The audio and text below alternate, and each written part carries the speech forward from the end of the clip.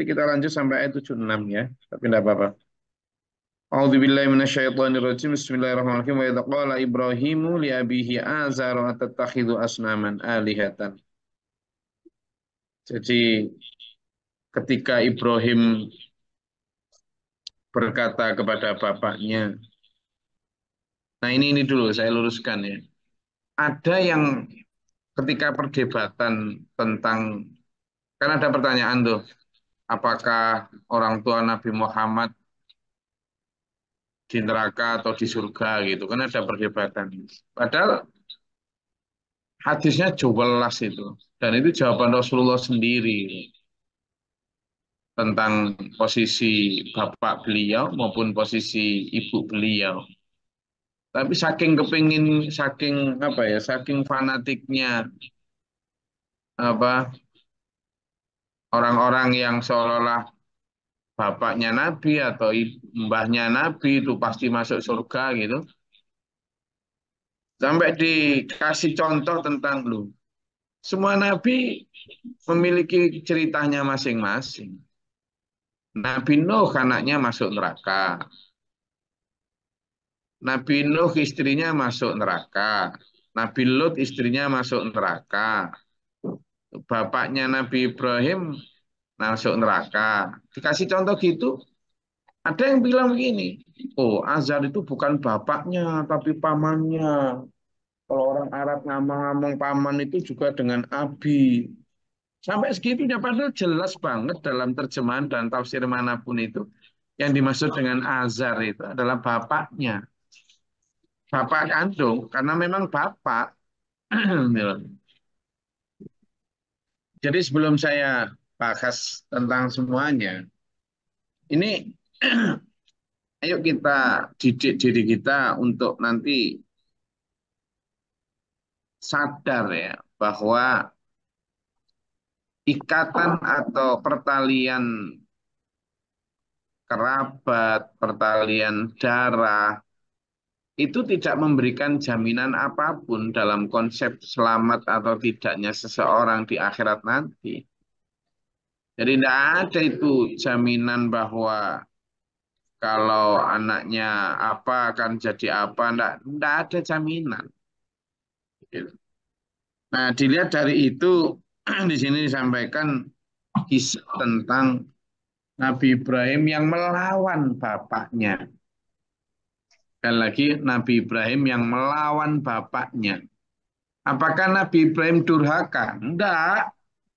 Jadi perintah untuk baik kepada orang tua, menghormati, sopan, merawat, ya birrul walidain. Itu jika walidainnya itu adalah orang yang saleh dan salihah. Taat. Tapi kalau tentang perintah bir, baik, itu meskipun orang tuanya nggak soleh, kayak tetap harus bir, tetap harus baik, ya, itu bedanya.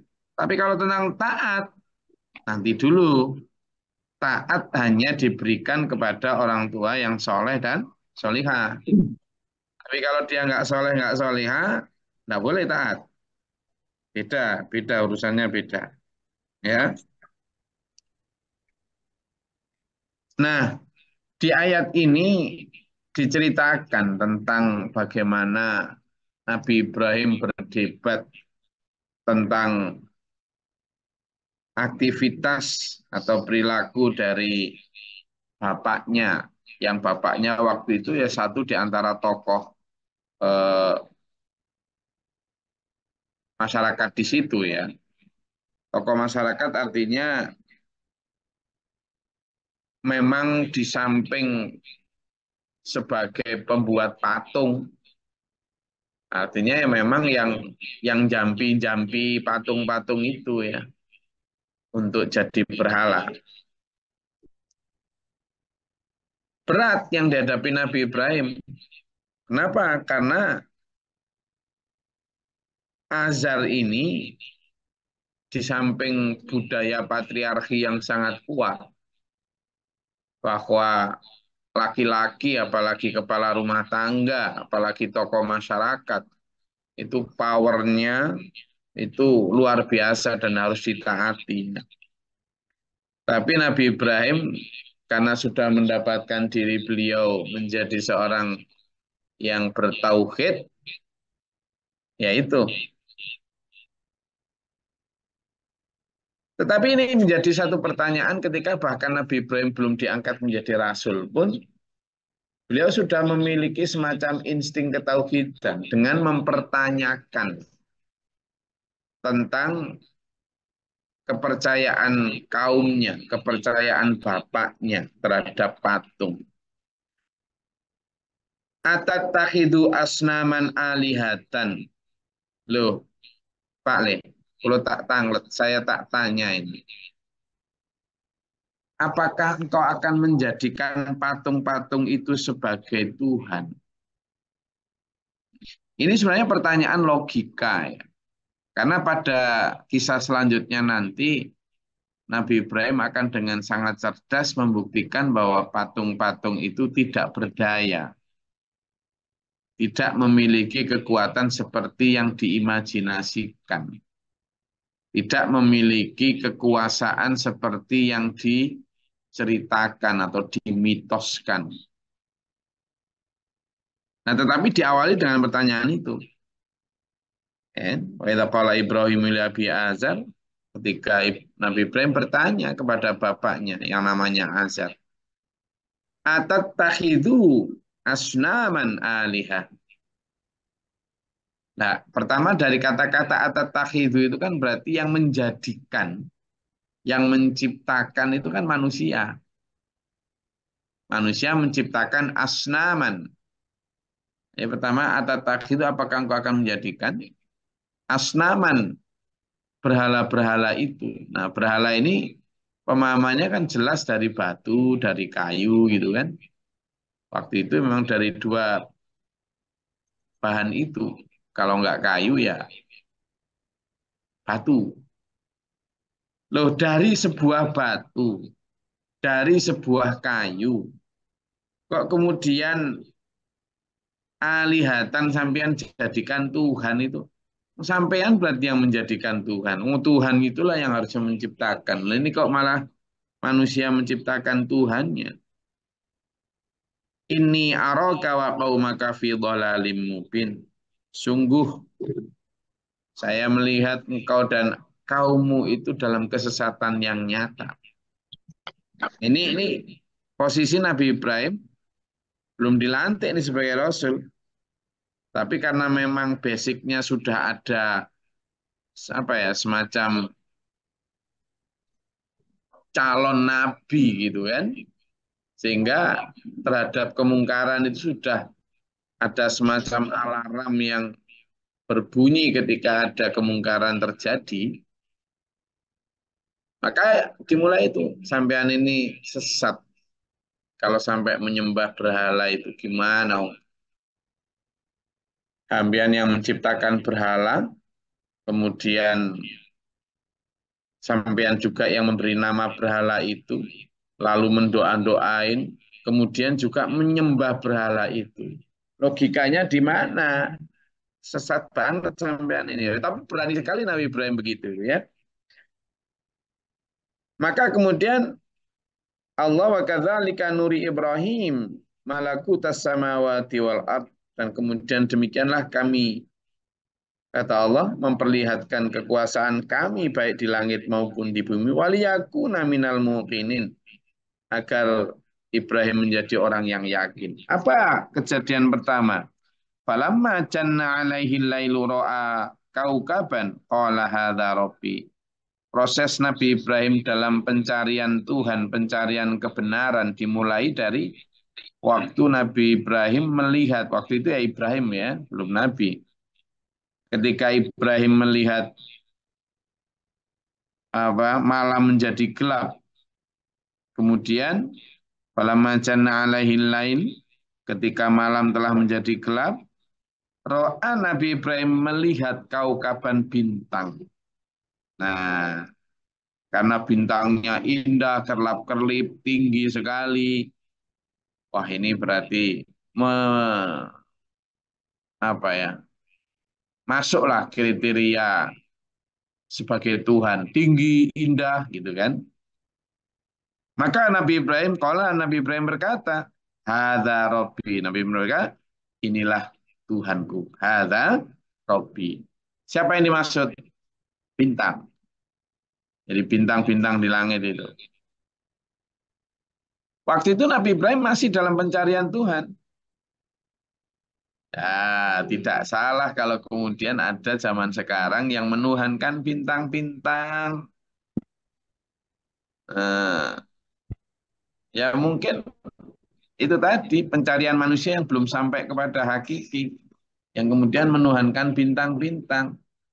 Makanya kalau dilihat bersama, ini hati-hati juga ini anak-anak muda sekarang pakai zodiak, zodiak. Nah, bintangmu apa? Oh, berarti sifatmu begini. Kata siapa, Mas? Gak ada kayak gitu, nggak ada. Ada kok bintangmu ini, sifatmu ini. Apa itu? Ya, itu bisa jadi dari awal apa plesetannya, plesetan-setan itu. Ada kosmologi kayak gitu ya. Tapi falamma afala, maka ketika bintang itu pun apa terbenam karena pagi menjelang, Allah berkata Nabi Ibrahim, la uhibbul afilin. Enggak, aku enggak suka sesuatu yang terbenam. Kalau dia memang benar-benar Tuhan, harusnya terang benderang terus, indah terus. Ini kok terbenam kalah oleh sinar yang lain. Enggak lah, enggak masuk akal kalau dia menjadi Tuhan. Gitu kan. Falamma janna alaihi lailu ra'a kaukaban. Awalnya tadi itu. Ketika gelap, Nabi Ibrahim melihat bintang, bintangnya indah, kelap-kelip di atas langit sana, maka oh ini layak ini dijadikan Tuhan kata Nabi Ibrahim. Falamma afala, atau maka waktu itu qala hadza rabbi, inilah Tuhanku ini. Tapi falamma afala, ketika kemudian bintang itu terbenam, maka lah, kata Nabi Ibrahim, kalau dia berkata, lah uhibbul afilin. Hendaklah, hendak. Berarti kalau dia terbenam, ya nggak layak dijadikan Tuhan gitu. Nah, pergumulan itu yang betapa Allah itu memberi kita satu gambaran pencarian Tuhan itu juga melalui proses logis, melalui proses yang waras. Jadi pencarian atau pembuktian akan eksistensi Tuhan itu memang perlu juga dilakukan melalui proses sadar dan waras. Tidak hanya persoalan dogma atau sesuatu yang dipaksakan dari kecil. Meskipun tentu kita tidak bisa kemudian mencoba melogikakan zat Tuhan, jangan ya. Saya maksud dengan waras tadi adalah tentang logika keberadaan Tuhan, bukan logika eh, zat atau massa partikel penyusun Tuhan, jangan. Ya. Ini kan para ilmuwan sedang sampai pada kesimpulan bahwa semua energi yang ada di alam semesta yang menggerakkan bahkan terciptanya sesuatu ini digerakkan oleh inti energi, ya. Inti energi. Jadi inti energi ini ya semacam partikel cahaya, tapi dia punya power yang unlimited. Ya, mulai tergiring kepada satu bukti bahwa ada energi tunggal yang menjadi sumber dari semua energi. Kalau kita kan Allah, tapi mereka mencoba untuk melogikakan itu dari sisi ilmu fisika maupun kimia gitu kan. Sehingga seolah-olah Tuhan itu ya tersusun dari proton, neutron gitu kan, inti atom. Padahal Tuhan tidak begitu. Laisa kamitslihi syai'un mukhallafatul lil hawaditsi. Tuhan tidak mungkin diserupakan dengan sesuatu pun dan juga Tuhan itu yang maha mandiri, maha berdiri sendiri. Qiyamuhu binafsihi. Tidak perlu bantuan siapapun, tidak perlu diserupakan dengan siapapun. Itu telah. Jadi kalau kita lihat di sana betapa pencarian Tuhan yang dialami oleh Nabi Ibrahim itu berliku sekali. Itu. Oh, kalau ada yang mau disampaikan silakan.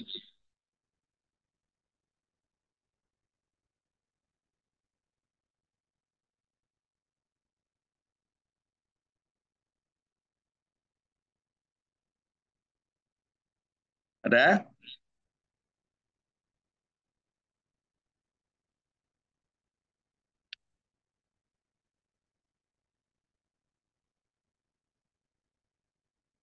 Oke. Kalau belum ada, saya ulangi dari awal ya yang tadi. Izin-izin Gus, izin Gus. Silakan. Bedanya baik dan taat gimana Gus? Kepada orang tua itu.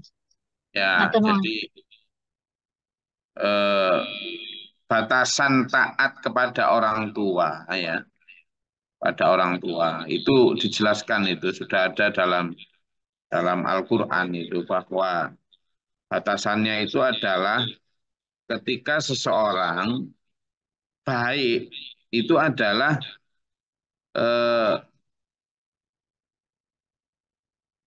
merawat, berkata baik, ya, tidak mengatakan dan lain sebagainya. Gitu. Jadi kita tetap tidak menyakiti hatinya dan sebagainya itu wajib itu. Tetapi taat itu adalah bicara tentang sesuatu yang dilarang maupun diperintahkan oleh orang tua kita kepada kita. Kita misalnya hendak melakukan sesuatu dan sesuatu itu sifatnya ibadah, sifatnya apa ini dakwah, lalu kemudian orang tua sampean melarang untuk melakukan itu. Maka sampean tidak harus taat. Tetaplah beribadah, tetaplah berdakwah, tetaplah bertarbiyah, ya, tetaplah bersedekah. Tapi dalam konteks sampean tidak taat itu tadi, tetap harus berkata baik. Misalnya, sampean sedang ingin sholat, lalu sama orang tua sama, sholat untuk apa sih? Ah, ini loh, banyak sibuk ini. Maka sampean tetap harus sholat. Nggak boleh taat sama orang tua dalam hal itu. Tapi toh demikian tetap harus harus tetap baik. Jangan sampai kemudian, oh orang tua goblok, bapak itu tolol, orang sholat kok musyrik, dasar kafir, nggak boleh gitu. Nggak boleh. Meskipun kita sedang tidak mengikuti perintah orang tua, dan kita juga tetap tidak mematuhi larangan orang tua, karena larangannya tidak sesuai syariat atau melanggar agama, maka cara bicara kita tetap harus wala taqul lahuma uffin wa huma karima. Dan katakanlah kepada keduanya perkataan yang baik, yang bijak, yang wise, yang lembut, tetap harus boten saged ngaten Pak, tapi bukan begitu Bapak Ibu. Kami sholat itu wajib. Kalau kami tidak boleh sholat ya keliru. Nah artinya tetap baik. Dan setelah dilarang itu pun sampean jangan kemudian yang biasanya ngasih kiriman untuk kebutuhan mereka lalu nggak ngasih itu jangan. Nah itu batasannya. Ya. Dalam hal kebaikan apapun juga begitu. Antara birrul walidain dan taat itu batasnya jelas. Ya. Jadi bir itu dalam hal urusan duniawi, ya kalau bisa diajak untuk sampai urusan akhirat itu dalam satu apa koridor yang bareng. Tapi kalau tidak bisa ya ya minimal secara duniawi kita baik gitu ya. Sementara secara akhirat kita tetap harus taat kepada siapa? Ya kepada Allah dan Rasulnya. Gitu. Lagi? Izin Gus. Nah, Assalamualaikum warahmatullahi wabarakatuh. Eh, Kalau dulu Gus zaman Nabi Ibrahim, ibaratnya mm-mm. eh, tidak mengenal Tuhan, akan ibaratnya lumrah ibaratnya Bu. Tapi kalau sekarang ini kan kita sudah punya pegangan kayak kitab, hadis. Cuma kadang kalau kita sekarang dikatakan kita nggak mengenal Tuhan atau katakan kita nggak ngerti Tuhan kayak zamannya Nabi Ibrahim, itu tuh apa bukan karena keyakinan atau keimanan kita, Gus? Mohon penjelasannya, Gus. Gimana? Pertanyaan gimana?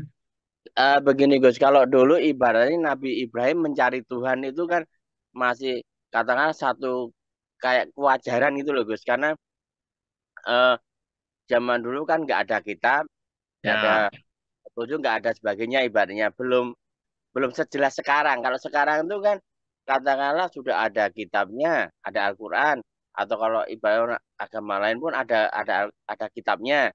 Terus kita juga ada ibaratnya petunjuk-petunjuk yang jelas. Kalau sekarang kita mengatakan saya mau mencari Tuhan lagi, lah ini itu atas dasar keyakinan kita atau memang kita keimanan kita yang kurang, Gus? Itu aja. Mohon penjelasan, ya. Gus. Jadi Assalamualaikum. judul sinetron kan pencari Tuhan, manusia pencari Tuhan, gitu ya. Itu judul sinetron. Jadi mungkin sah-sah saja ya orang mencoba untuk menemukan Tuhannya. Karena sah-sah.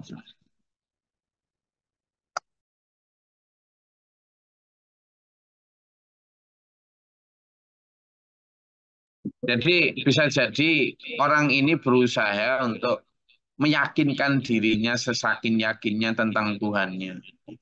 Mungkin selama ini orang dia, oh iya saya memang sudah diajarin sama Bapak, sudah membaca kitab bahwa Tuhan saya adalah Allah gitu ya. Tapi kok saya nggak taat-taat, saya kok kurang yakin. Maka dia pencariannya itu bukan pencarian nama Tuhan, tapi bagaimana menemukan Tuhan dalam hatinya. Mungkin. Supaya benar-benar Tuhan itu dia rasakan hadir, membimbing, gitu kan. Jadi menurut saya bukan salah dan benar, tapi ya ada orang-orang yang mungkin perlu, penting juga itu. Makanya seperti misalnya proyek besar pertama yang diajarkan Pak Guru Muhtar ke kita mengenal Allah secara mendekat dan mendasar. Kita mungkin sudah pernah dengar ya Tuhan kita itu Allah, tapi kita belum benar-benar kenal gitu. Menemukan kenali. Jadi Tuhan sudah ditemukan gitu kan ke orang istilahnya ditemukan gimana? Tuhan sejak dulu nggak pernah hilang kok. Nah, Tuhan kan nggak pernah hilang. Kok ditemukan tuh gimana? Ya kita aja yang lost. Kita aja yang memang waktu itu sebelum mendapat hidayah itu sesat. Sehingga ketika Allah memberi hidayah kita. Tetapi penting juga Mas Yono, untuk meyakinkan kita benar-benar hakul yakin itu oh supaya kita tidak hanya sekedar dengar tentang Tuhan tapi kenal betul sama Allah.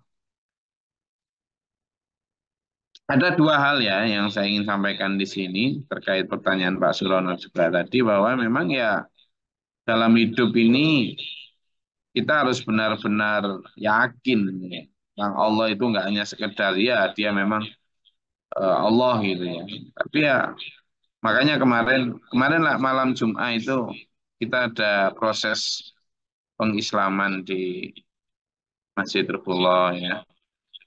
Ada seorang Kristen yang masuk Islam dan saya memimpin untuk mengajak dia bersyahadat karena dia datang untuk minta dituntun, dibimbing bersyahadat. Jadi saya sampaikan kepada dia bahwa ketika nanti bersyahadat atas keesaan Allah, itu ada konsekuensi-konsekuensi, bukan hanya sekedar berubahnya kolom di KTP, tapi benar-benar harus kalau asyhadu alla ilaha illallah wa asyhadu anna Muhammadar Rasulullah, aku bersaksi tidak ada Tuhan yang patut disembah kecuali Allah, dan aku bersaksi bahwa Nabi Muhammad adalah utusan Allah. Ketika kita bersaksi begitu, nah saya bilang sama dia, malam Jumat kemarin saya masih di Bali kemarin menuntun untuk pengislaman seseorang.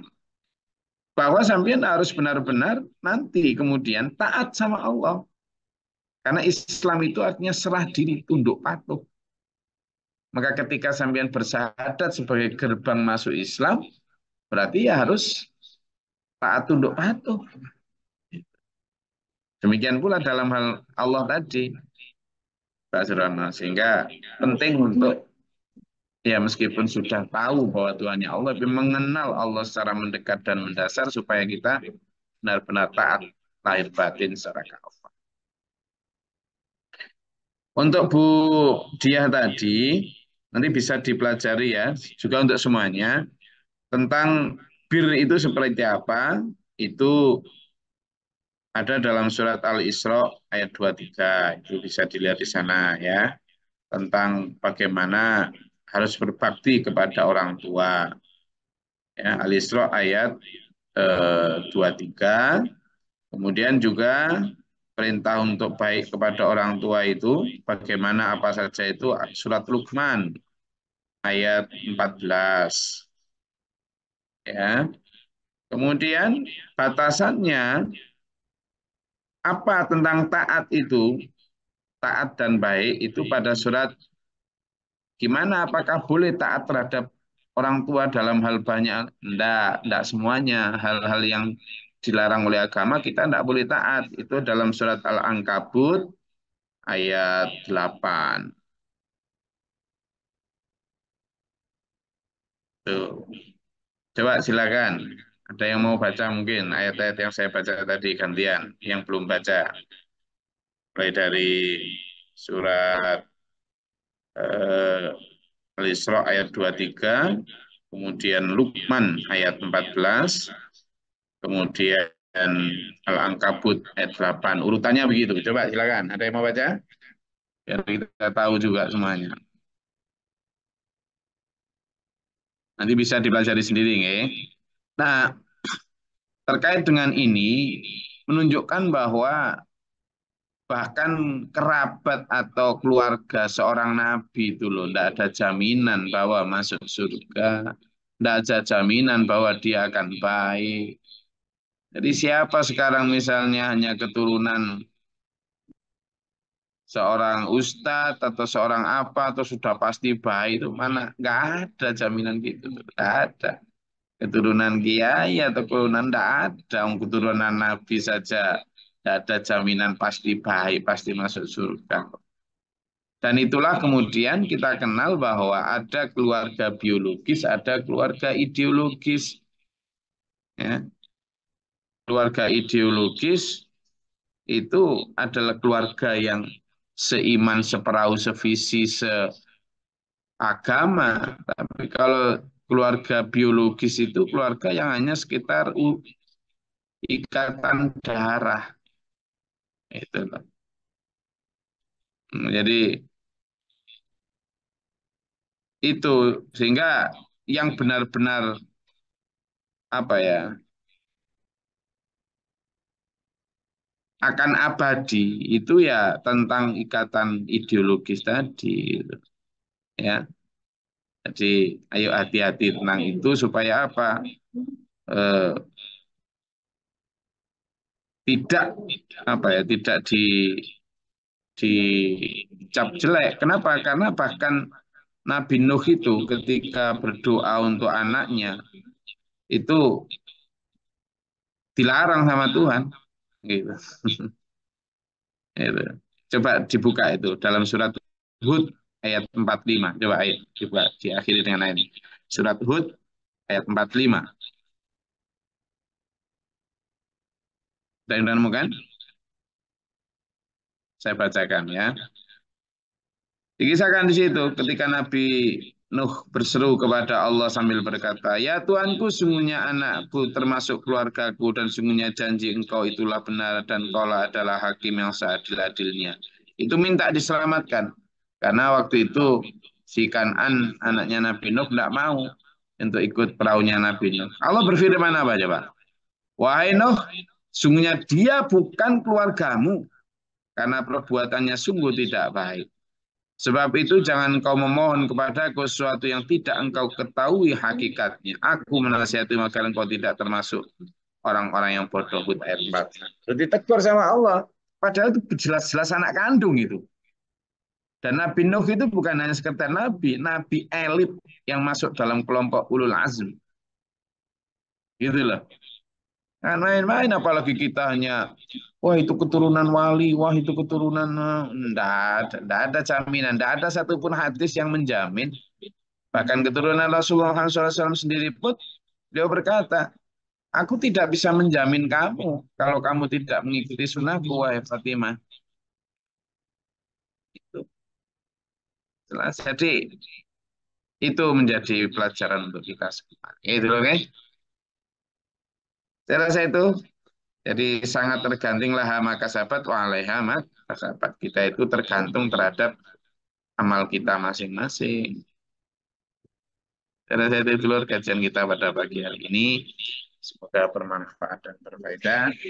Benar-benar saya berharap bahwa kita eh, dengan konsep ayat yang kita baca pagi ini, kita benar-benar mendapatkan pencerahan bahwa pertama, kita itu benar-benar akan mempertanggungjawabkan amal kita masing-masing. Tidak tergantung siapa-siapa, suami, bapak, ibu, anak, enggak. Tidak ada.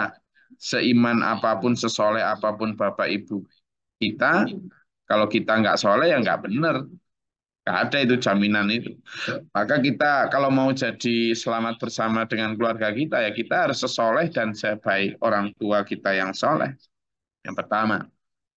Jadi nggak ada jaminan apapun, anak nabi, anak wali, anak kiai, anak apa, nggak ada. Semuanya tergantung kepada amalnya masing-masing. Yang kedua, taat kepada orang tua itu hanya pada batas-batas apa? Ketika orang tua kita taat kepada Allah. Kalau orang tua kita nggak taat kepada Allah, kita nggak perlu taat kepada mereka. Yang tetap wajib adalah baik kepada mereka.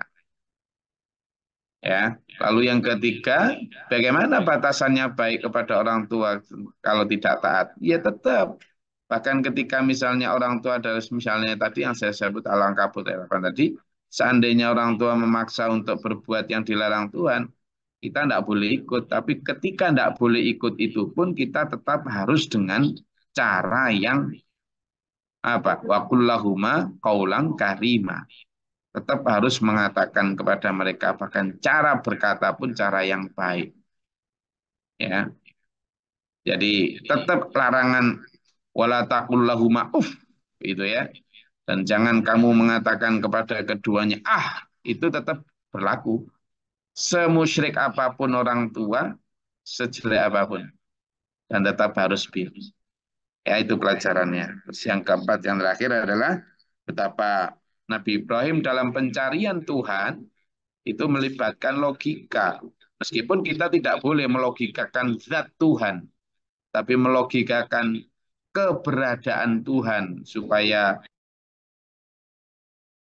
makin yakin. Jangan pernah melogikakan atau mencoba untuk berpikir tentang zat Tuhan.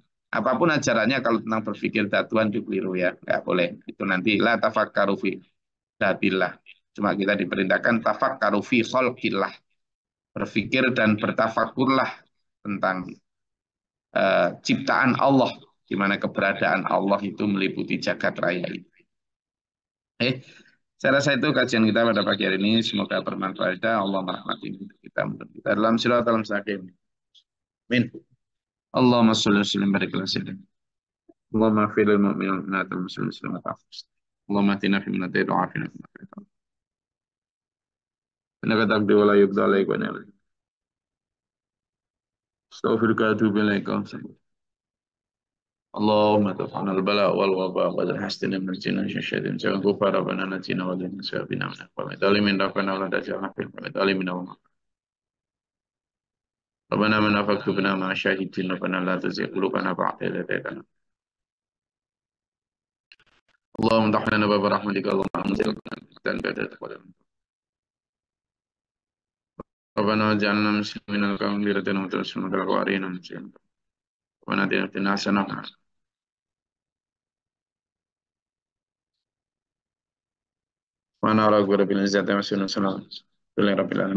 Wassalamualaikum warahmatullahi wabarakatuh. Waalaikumsalam warahmatullahi wabarakatuh. Saya sedang berada di Madiun Kota ini. Kota ya, bukan yang di desanya, di kotanya.